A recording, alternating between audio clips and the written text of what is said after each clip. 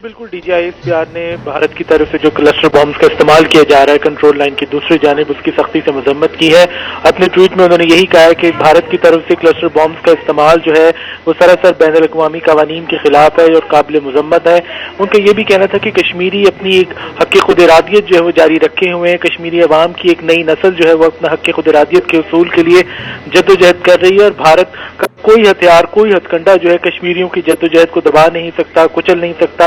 Right of self determination के लिए जो कश्मीरियों का जज्बा है वो जवान है, बुलंद है और दिन ब दिन ये जज्बा जो है वो कवी होता जा रहा है। DGISPR का ये भी कहना था कि कश्मीर जो है वो हर पाकिस्तानी के खून में शामिल है।